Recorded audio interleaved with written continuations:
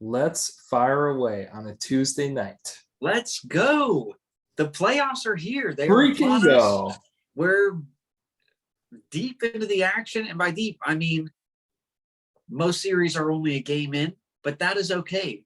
We've got some game one overreactions for you, maybe game two overreactions, maybe some predictions of what the future might hold. I am pumped. I am in on the playoffs this year. It's weird. Cavs got eliminated in the play-in.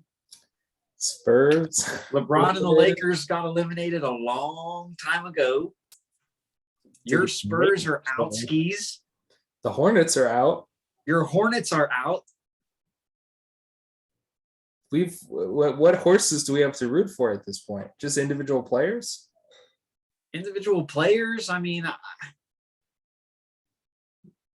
I feel like my rooting interest, which is not that different from most years, is not based on who I'm rooting for, but it's who I'm rooting against. And so I think this turns into like who are the biggest heels, the lesser of two evils of the NBA. And so like maybe we should do a bracket where we like narrow down who are the most unlikable teams. And so we should be presenting our fans with not who they should be rooting for, but who they should be rooting against in these playoffs. Like the Celtics treatment of Kyrie and in game one in the Garden. Yeah, so who is the bigger villain there? Who's the lesser of two evils? Who are you rooting against? Oh, the Celtics for being just like the most unlikable fan base, or Kyrie Irving for just like always saying something and doing something that he shouldn't be doing? Yeah, it's an interesting point. I think I still have to root against the Nets just because I am tempted to root for the Celtics because of, well, let me go back. It's when the season started, think of all the hype for the Nets. So if the Nets were a higher seed, I would totally be pulling for the Celtics because they're the underdog. But I think the Celtics are, and I think the Nets are the underdog in this situation. Therefore, I'm actually rooting for the Nets to beat the Celtics. So this is interesting, right? Even though I don't like their super team, but hey, I want to see a longer series. I don't want it to be over in 4 games. I want it to be intriguing. I want the Celtics to have a hard first round matchup. Definitely give me 7 games. And I'm very intrigued at this and very, this is funny. Like, I have disliked the Boston Celtics franchise for as long as I can recall. It was just like, I had to dislike them my whole life. And just when you think you want to root for them, I've conjured up reasons to root against them just because I just can't stand them. And a couple of those are, one, this Kyrie villain factor is funny. 2, a 7 seed over a 2 seed. 3, I kind of want to see Bucks Nets again. And I would way rather have a Bucks Nets is way more exciting of a matchup in round 2 than Bucks Celtics, right? So as a fan of the game, give me 7-game series and most likely give me Bucks Nets. But in the back of my head, I think to myself, every step the Nets get closer to a title, every time they win, they get closer to doing something I really don't want them to do. Sure. So, I mean, they're already underdogs against the Celtics. I feel like every series, if they find a way to pull this one out of the hat, they're not going to be favored in any other matchup. So a championship this year, this squad, super unlikely.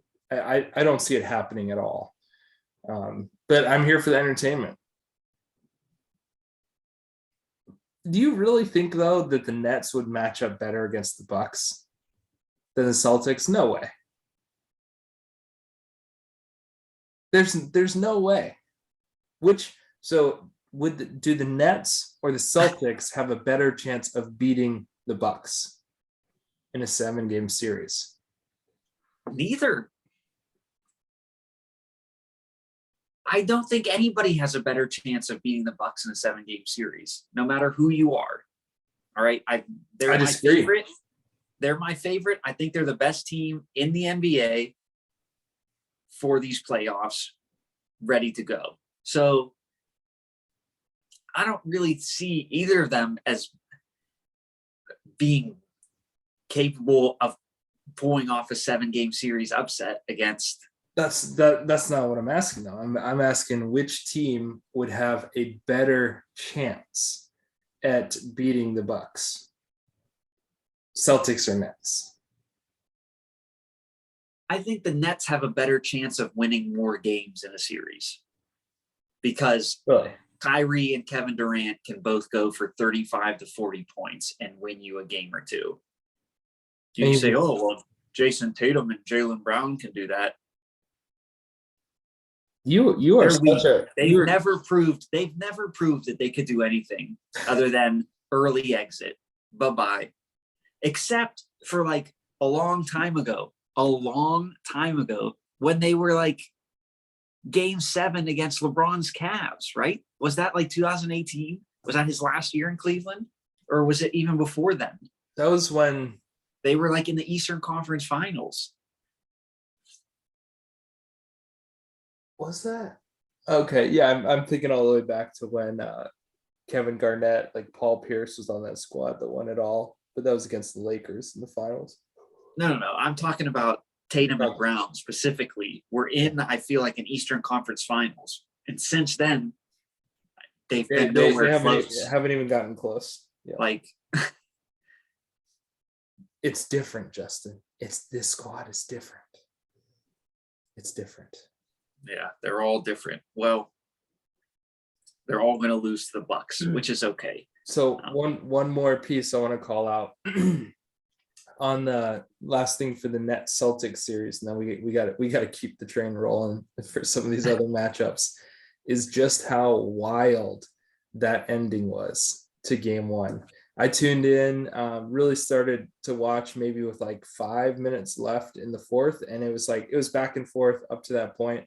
And then Nets started to create some separation. I want to say they're like up 5 with 2 minutes left, and it looked like they were going to put it away. And then here come the Celtics.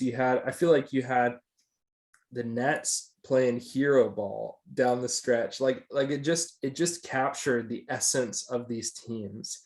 And I loved it because it was poetic justice. Like as much as I was actually rooting for the villain and rooting for Kyrie to walk out of there with the last laugh, it was beautiful as a fan, as an objective fan of the game of basketball, to see the Celtics defense on those last few possessions, and then to see that last Celtics possession where Marcus Smart, 2.7 seconds left, gets the pump fake, gets the two Nets defenders flying over, and then takes like 1.5, 2 dribbles maybe, finds Tatum with the pass, and that silky smooth just whoop, right, the turnaround layup as the clock expires on none other than Kyrie Irving. Oh my God, it was quite the finish. That was, and I loved every second of it. It was gorgeous.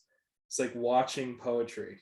Well, it was also funny because Kyrie and Durant, if you watch the two of them on that final possession, just look totally lost out there in La La Land. Yes. Just like, do I go here? Do I go here? Maybe I'll spin here. I'll just stay here. Like Kevin Durant never covered a single person. He just sort of like reached an arm like, oh, maybe it'll go. Oh, maybe it'll.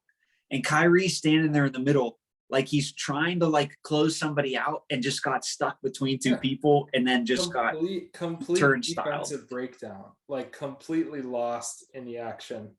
And so fans of basketball definitely won, even if you're not a Celtics fan. That it was some beautiful basketball to watch down the stretch. So that's Celtics Nets, man. Where do we go next? We got to keep it in the East. We might Yeah. as well go with the future opponent of them because we already mentioned it: Bucks versus Bulls. I don't know. It was kind of a blowout, and then it got a little bit close there, and then the Bucks just were like, "Well, we're going to win the game, so it doesn't really matter.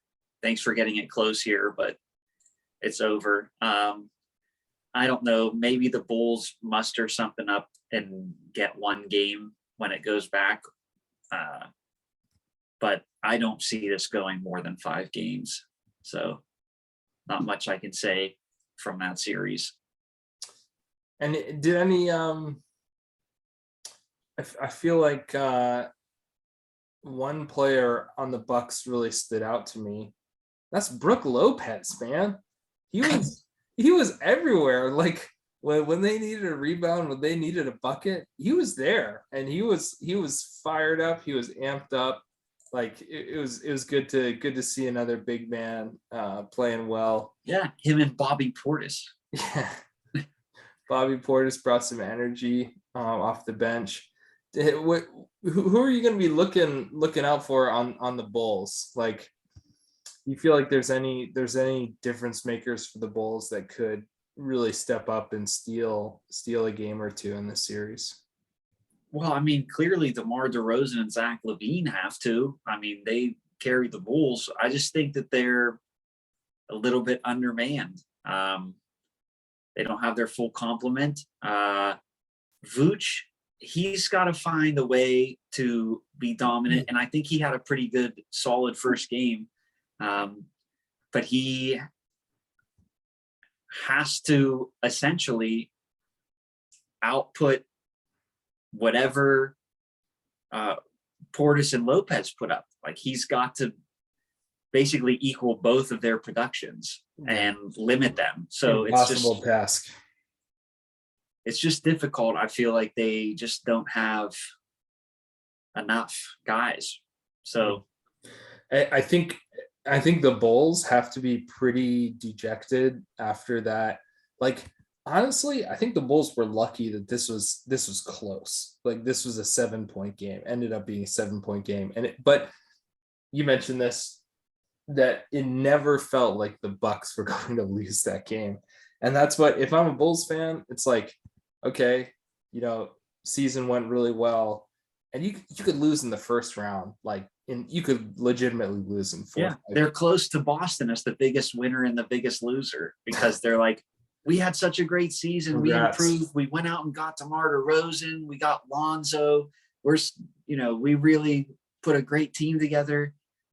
Oh, we have to face the defending champion Bucks in the first round. Yeah. And we're not healthy. And so I feel for you Bulls fans as a Cavs fan who over exceeded expectations and then got destroyed by injuries down the stretch. I feel for you. Also, whilst talking about the Bulls, before we move on, I'll be remiss if I did not mention my wife needed to let us know, I would say the world, but it's just us, let's be honest, that she now has the best jersey of between 3 of us, as she has just recently been gifted a Chicago Bulls 91 Dennis Rodman jersey, and she's very, very excited about that. You got that for her? Yeah. Nice. So she got you this fly Taco Bell shirt. You got her a Dennis Rodman jersey. Oh yeah. Is she gonna dye her hair next too? Complete the look. Maybe Yeah. She's gonna go with the leopard print, I think. Nice. All right. Sticking in East. We got Heat Hawks, which are actually in game 2 right now. The Heat look to be pulling away a little bit. It's been a lot closer than game 1. As of course, game 1, Trae Young went like 1 of 12 from the field. He couldn't have done that 2 days before, but alas, here we are. he's somehow become the number one villain of the NBA because every time he touches the ball, whoever's fan base is there just like boos him instantly. And I don't know like what Miami has to be upset about. Like they don't have like some kind of history with him, but they seem to dislike him quite a bit. Hey, let him dislike him. But game one was a beatdown. I thought it'd be a little bit closer because, to be honest, I just don't know what to expect out of Miami. They were in the finals 2 years ago. Last year was a huge disappointment. Round one was a rematch with the Bucks, who they knocked out, and they got overtime game one. We thought it was going to be a Diablo sauce matchup, and then the Bucks just wiped the floor with them. And so I don't know. They snuck into a number one seed here. I just don't know what to expect of them. They still feel like a dark horse, right? Like I literally feel like Jimmy Butler was asked this the other day by the media. He said like, are you okay with how much this team has flown under the radar? And he's like, yeah, I could care less that no one's talking about us, because they will once they come and play in Miami. I think is what he said. I don't know. You say that as like a dark horse, but I look at them as a team that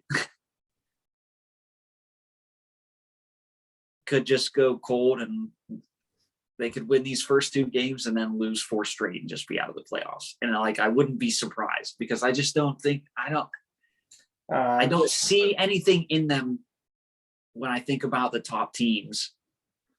There's no way that they're losing to this Hawk squad. Like, the only way that they could lose this series is if Trae Young goes Super Saiyan, doesn't miss a single shot, and then if like Jimmy Butler has some season-ending injury. Like, I literally, this series to me is the most lopsided series out of any in the first round. What? More lopsided than Bucks Bulls? That's right. More lopsided than Bucks Bulls.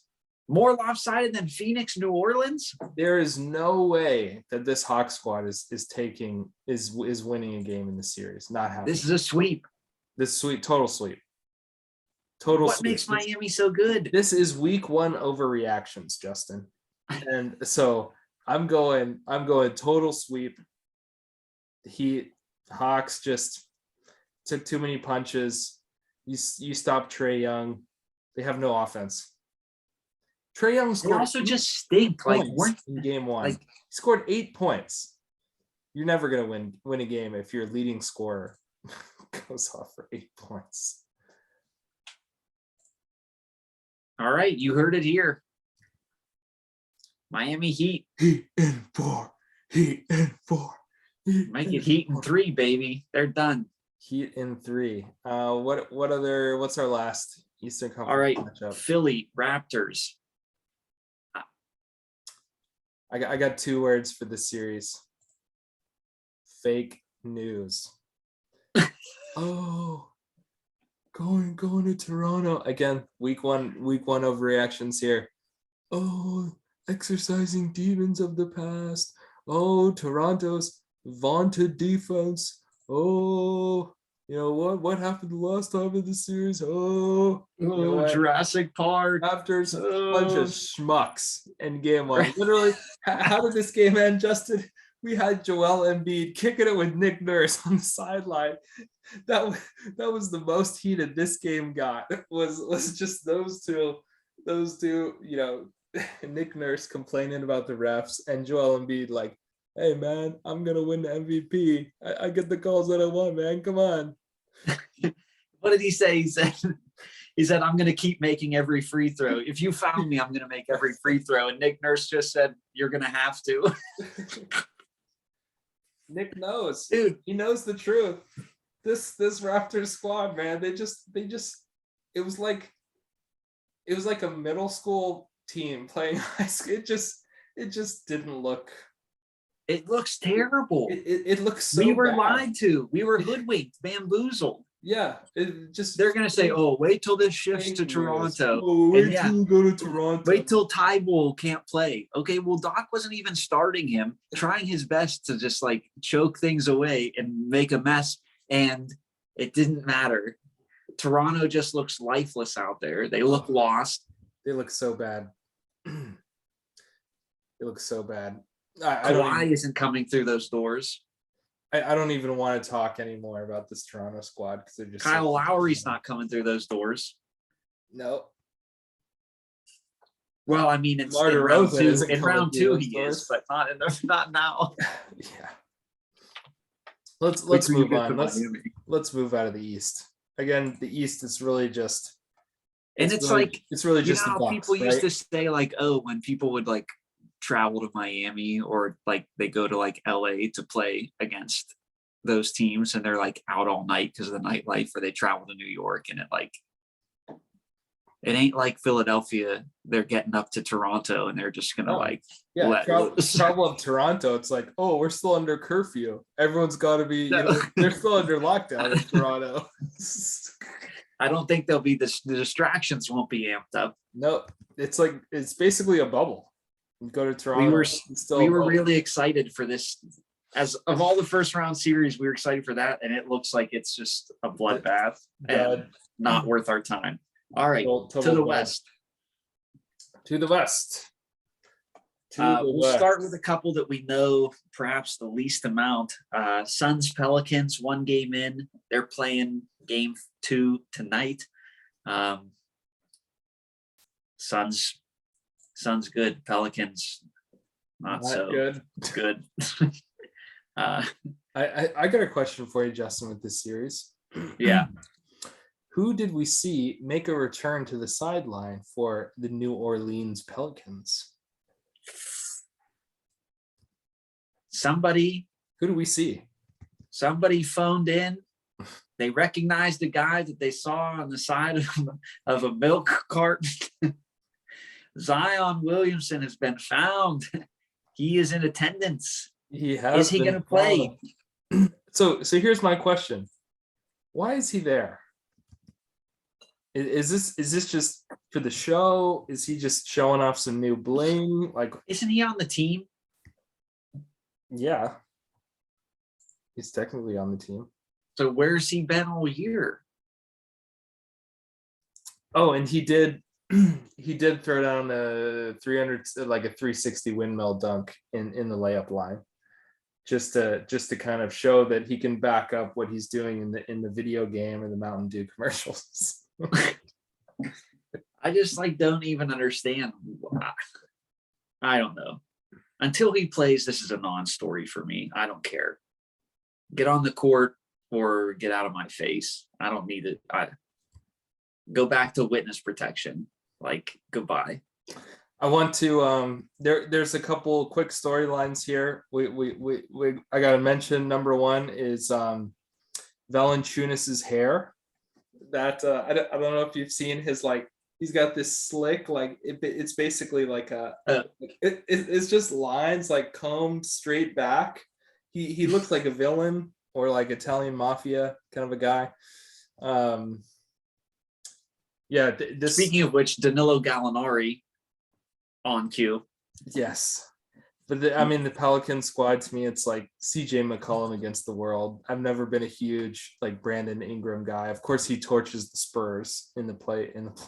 Yeah, of course, he gets jettisoned by LeBron in favor of keeping Kyle Kuzma, and then goes on to be most improved. Same with Julius Randle, and who was already gone before LeBron had anything to say about that. But yep, I don't know. And I want to shout out some Suns players. So Chris Paul, absolute magician down the stretch, just making the whole Pelican squad look like middle school basketball team. I mean, he was taking on that whole defense, with some shakes, with some fake passes, with some hesitation dribbles. Oh, he made him look silly. My only question is, how many playoff games does he get through before he gets injured and can't play anymore? It's going to be Western Conference Finals, man. He gets hurt in the Western Conference Finals. Western Conference Finals when they're up like 3-1 against the Grizzlies or the Warriors. Now that would be horrible if Western Conference Finals. Why do you got to do that to me? Oh, I'm just, I want to vomit. But let's focus on the good things. Going back to the Suns, Jay Crowder's stat line, only bested by a Tony Snell stat line in 28 minutes. My man, Jay Crowder, goes 0 for 4 on 3-pointers, 1 for 2 with free throws, 1 rebound, 1 assist, 1 block, and 1 point scored. Ones across the board, baby. Ones and zeros. Ones and zeros. That's I mean, this is another series where I can appreciate if you're a Suns fan. Even as a Pelicans fan, I feel like you're just watching to try to see them take 1 win. But this is going to be over, and it's going to be over in 5 games. Over in 5 games. I don't know if New Orleans is going to get one. I think seem so bad. I think they'll sneak like backs up against the wall. I think they'll win game 4 at home. I don't think they were going to win anything. I think they look bad. I think the Suns are not interested in having this series go longer than 4 games. And they're not out there.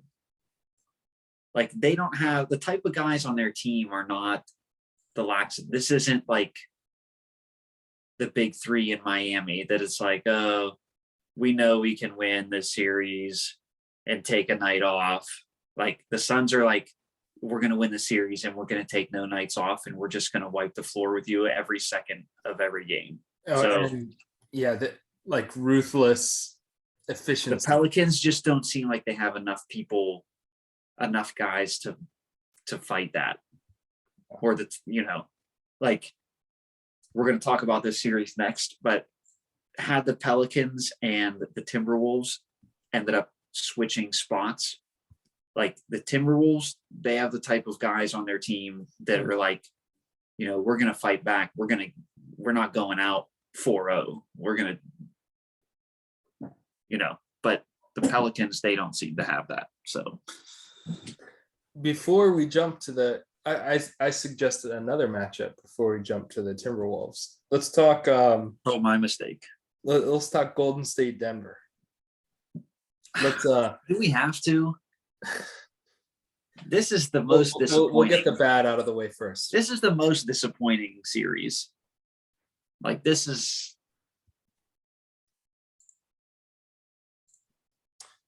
It's just not right for our man. It's bad in every sense of looking at it. I mean, expectations were high for competitive. Mm-hmm. Didn't get that. Expectations were high for possible 2-time MVP. Most people think he's winning his second MVP, and that's how the vote went. And expectations were high that he would just embarrass Draymond out there, be able to have his way, and it's just the complete opposite. And the Warriors look like they can just throw out the ultra death squad lineup, whatever they want, Death Star, this, that, 3G, whatever they got, the triple splash bros. I don't care. They're just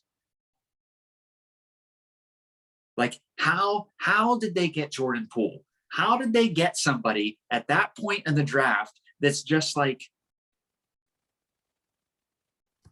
a starter, a carbon copy of everything that they are? That's just like, oh, hey, you can make 45 footers. Oh, hey, you're faster than almost everybody else on the court and can just go right by any defenders. It's sickening. It makes me sick. I'm sick. Yeah. For me, this, like, I'm looking at the box score now, and it's just embarrassing on the side of the Nuggets. I mean, you had Nicola doing his best. Will Barton 5 for 15, 12 points. Aaron Gordon measly 7 points. Like, He is a chump. He is Oh. all he's done since he got to Denver is just punk out. I do not like Aaron Gordon. Aaron Gordon stinks. He's a bum. He's a fraud. this yeah, so super letdown for the Nets, or not the Nets, the Nugs. But on the other side, this is low key. Like, Jordan Poole totally stole the spotlight, which is great, but people are totally counting out how well Steph Curry played in game one. Dude was 12 for 17, ended with 34 points. And Game remember, two. oh yeah, sorry. I'm talking I'm talking game two. I'm looking at game two. I'm not looking at game one. But that for me, that was like, okay, this series, one of the reasons this could be more interesting is because of Steph's like lingering injury, and just came out in game two, crushed it. So I really hope to see this one turn around. At a minimum, we've got to see Denver win the next two games. I almost think part of this too, when we chatted last week, I remember thinking through, what's the chances that Michael Porter Jr. and Jamal Murray come back? And right before, I saw these tweets that were like, they're ruled out not only for game one, but indefinitely. So I think that's playing a huge role in this Nugget squad, almost like accepting their fate before and I think some of that has reflected in how poorly they've played. I legitimately think like, hey, we're not going to get our full roster back, and so they just have not risen to the occasion. Here's this: if they feel about this series the same way that I feel about this series, then they might as well not even play the next two games. I'm demoralized. The Warriors have done it again, and I'm completely demoralized as a basketball fan. Before we started recording, I said that they're going to win the West and probably win the title. It's disgusting. They make me sick. I'm a little more pessimistic than that. They're not winning the title. They're not doing it. But hey, it's overreactions week. Oh, they make me sick. All right, what's next? I think next up is Dallas, Utah. Another intriguing series. Remember, Justin, when I was complaining about how many teams were not taking the last game, regular season game, more seriously? And you were saying, I think we were talking specifically about the Bucks and them getting completely just punked in that last game. And then you said, well, why would you want to possibly put your guys in the risk for injury? And look what happened to the Mavs. Luka. They appealed his technical, got rescinded by the league. He was going to be suspended for the final game of the season. They brought him out there so that he could play, so that they could get the 4 seed and not the 5 seed, and basically tore his calf. Yeah. How do you come back from that quick and play? I think they still classified it as a calf strain though, right? Oh, well, sure. Classify whatever you want. Still that doesn't change the facts. From most recent NBA rumors, ESPN, very, very reputable and successful news source. Luka Doncic uncertain for game 3. Yeah, I could have told you that. I'm my own news source. Get these fools out of here.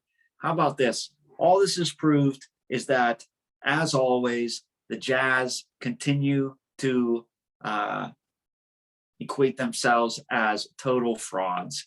They stink. They're pathetic. They're a disgrace. You should have lost game 1, lost game 2. I don't care if you're on the road. They're missing their best player. You know who else is out there? You're getting beat by Reggie Bullock. What has he ever done? Who is he? He's played for the Knicks. That's what he's done. Who do they got? Dorian Finney-Smith? Spencer Spencer Dinwiddie? Dinwiddie, Jalen Brunson. Come on. Jalen Brunson? You let him cook Hey. you for 40 points? 8 rebounds, 5 assists. Jalen Brunson about to get himself paid. Boy, He took their lunch and ate it, man. Oh. How about behind Donovan Mitchell, your leading scorer is Bogdanovich. Bojan? I believe so. Yes, because Bogdanovich is playing for the Hawks, I believe. There is one other Mavs player I want to quickly shout out, and that's Maxi Kleber. Kleber. Maxi Davis Kleber. Bertans. Maxi Kleber goes 8 for 11 from the 3-point line, ends up with 25 points. Maxi Threeba. Kleber. They call him Maxi Threeba. The Maxi 3-bar. Oh, dude was killing it, man. He just spotted up in those corners. He kept them in that game. I mean, obviously Jalen Brunson too. 41 points, man. Wow. Yeah, this series. Why can't we get Luka? If the Jazz could win if Luka doesn't come back. Why can't we get Luka? I just wanted to see Luka. Wanted to see Luka play. Wanted to see him cook him. Last series. No, hold on, real quick. The Mavs keeping game 1 close, winning game 2, I think allows them to keep Luka out game 3. If they go down 0-2 at home and they're going to Utah, then he's playing game 3. Uh-huh. No matter how hurt he is, they're going to shoot him up and he's going to go out there and give it what he has. But it's a split. They're going to Utah. Utah has looked bad because they are bad. And if Dallas can possibly win game 3, we won't see Luka until 5. I think they can keep holding him out. I think the more he gets a chance to recover, hopefully it is just a strain. Because as a basketball fan, I want Suns Mavs. I want not Suns Luka versus CP3. Yeah. Luka versus Devin Booker. I want the past point guard versus Jay Crowder. DeAndre. That's Ayton more of like Reggie Bullock versus Jay Crowder. DeAndre Ayton against Dwight Powell. Dwight Powell. Do they still have Willie Cauley-Stein? Is he on there? Does he play? No. No. I thought he was on Dallas. Okay. My bad. Enough for that series. We got to wrap this up and have a Taco Bell shout out too. Another intriguing series here. One that I wrote off. Memphis Grizzlies against your team, Minnesota squad, your goon squad. They are, dude. This is the goon squad, man. Like, it's so strange. So I said last week that I just had this feeling that one of these top 2 teams in the West is just gonna just collapse and fade out and not make it out of round 1. And as much as it pains me to say this, it's not going to be the Suns. But the Grizzlies, I like them. I like John Morant. I want to see more of them. I want to see the Nuggets beat the Warriors, but it doesn't look to be. So I want to see Memphis Warriors round 2. How fun and exciting would that matchup be? But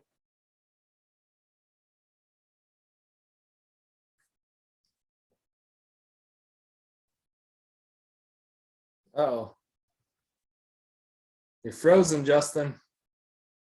You're frozen. Don't leave me hanging, bro. Don't you dare do this to me, Justin.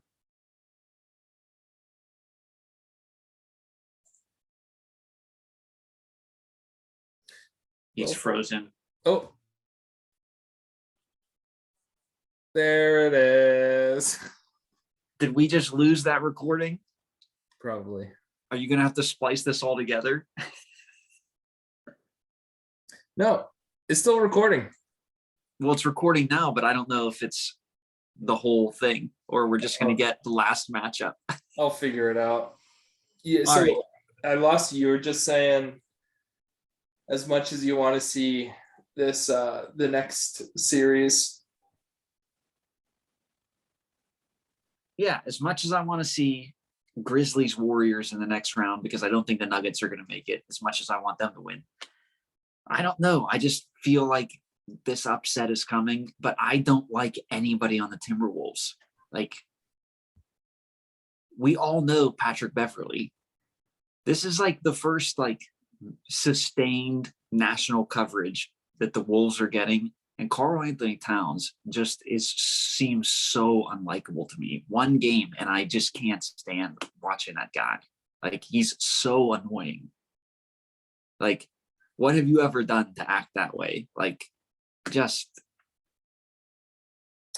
gross. May I make one case for why you should and can root for the Timberwolves? Anthony Edwards.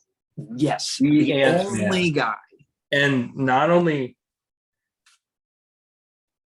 his supreme confidence. Like, I remember early in the season, and maybe last year was his rookie year, right? This is sophomore year. He would literally like get the ball top of the key and just decide, I'm gonna try to dunk on whoever's in the paint right now. And like the entire roster. The whole, he's just like, you know what? I'm gonna climb this wall. Like, and he never backed down. So I love seeing him ball out, him just absolutely go off down the stretch. Like, he outjawed Ja Morant. Like, he just Edwards and Morant. I will watch the two of those guys go at it and enjoy it supremely. But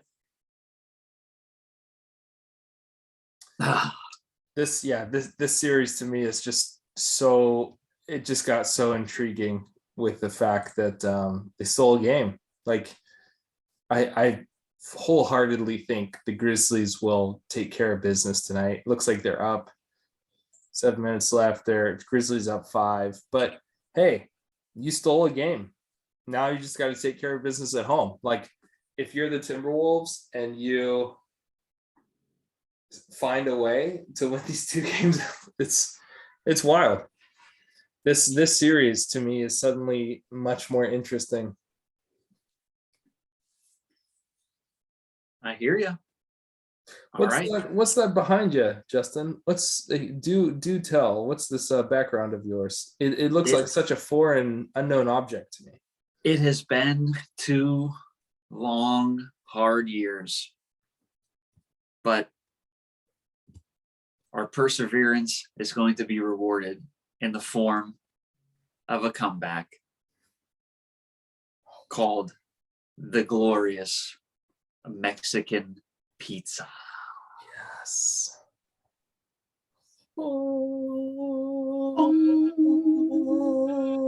Coming to a Taco Bell near you. Yes. What's the release date on it? I don't know. Soon. I'm not adept with the dual screen, as I'm a first-time Zoom user here. But also on your mobile device, right? Yes. Let's see what the app is saying, because usually the app is very good about giving you a little sneak peek here. Still nacho fries, and typically they do give you early access as well. So no, I'm not seeing anything in the app. Apparently my wife said something about May 13th. So coming up soon, release date. And I'm sure, Taco Bell, premier partner of the NBA. So maybe we'll get a little Taco Bell commercial reintroducing the Mexican pizza during this NBA coverage. I'm sure we will. All right, bro. we got some games to get to, some game twos and game threes. Any other shout outs? That is all. We'll end it on the good note. That is the Mexican Pizza's glorious return. And we'll be back next week where some of these series will be over. And we'll be looking ahead at possibly what are these round 2 matchups are going to be. So, and speaking of the Grizzlies, we'll have to see if we can get the Grizz, our one loyal fan. We'll see if he wants to join, and by that point, we'll have a clean sweep of the miserable Toronto Raptors. So maybe give us a preview of that round 2 matchup. And according to you, a clean sweep of the miserable Atlanta Hawks. And so you might as well just start prepping your notes now. That's right. Philly. That's right. Miami. Philly, Miami. That's gonna be that's a spicy meatball right there. All right, brother. All right, my man. Take it easy on Tuesday. For Justin. Enjoy the tacos. Enjoy Justin. the ball. Yo quiero taco ball, baby. Live mas.